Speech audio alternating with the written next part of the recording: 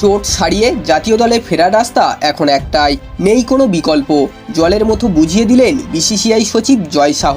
এখন সারা বছরই ক্রিকেট চলে, ফলে ভারতীয় ক্রিকেটাররা পর্যাপ্ত বিশ্রাম পান না। এর ফলে চোট আঘাতের ঘটনা ধারাবাহিকভাবে ঘটতেই থাকে। এখন প্রশ্ন, জাতীয় দলের কোনো তারকা ক্রিকেটার যদি চোটের কারণে দল থেকে বেরিয়ে যান, তাহলে তার ফেরার রাস্তা ঠিক কি? জয় শাহ সাফ বুঝিয়ে দিলেন যে ফেরার রাস্তা এখন একটাই, ঘরোয়া ক্রিকেট খেলে নিজের ফিটনেসের প্রমাণ দিতে হবে। এছাড়া আর কোনো বিকল্প রাস্তা নেই। 2022 সালে রবীন্দ্র জাদেজা চোট পেয়েছিলেন। তিনি সৌরাষ্ট্রের হয়ে ঘরোয়া ক্রিকেট খেলে নিজেকে প্রমাণ করে জাতীয় দলে ফিরেছিলেন। এমনটাই ভারতীয় ক্রিকেট বোর্ডের অলিখিত নিয়ম। এক সর্বভারতীয় সংবাদ মাধ্যমের সঙ্গে কথা বলার সময়ে জয় শাহ বলেন, দেখুন, আমরা এ বিষয়ে একটু কঠোর। রবীন্দ্র জাদেজা যখন চোট পেয়েছিলেন, আমিই একমাত্র তাকে ফোন করে বলেছিলাম ঘরোয়া ক্রিকেট খেলতে হবে। এটা এখন নিশ্চিতভাবে বলা যায় যে চোটের কারণে যে ক্রিকেটার দল থেকে বেরিয়ে যাবে, তাকে ফিরতে হলে ঘরোয়া ক্রিকেটে নিজের ফিটনেসের প্রমাণ দিতে হবে।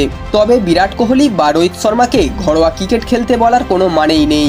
তাদের চোট আঘাতের সম্ভাবনা বেড়ে যেতেই পারে। সেই কারণে তাদের খেলিয়ে চোট আঘাত লাগানোর ঝুঁকি নিতে চাইছে না ভারত। সব ফরম্যাট মিলিয়ে আসন্ন নন স্টপ ক্রিকেটে বিরাট রোহিতকে একদম ফিট রাখতে চাইছে টিম ইন্ডিয়া। বন্ধুরা, মোহাম্মদ সামির এই কামব্যাক খবর আপনাদের কেমন লাগলো অবশ্যই কমেন্ট করে জানাবেন। ভিডিওটি ভালো লাগলে একটা লাইক করে দেবেন এবং এই ধরনের ক্রিকেট নিউজ সবার আগে পাওয়ার জন্য চ্যানেলটিকে অবশ্যই সাবস্ক্রাইব করে দেবেন।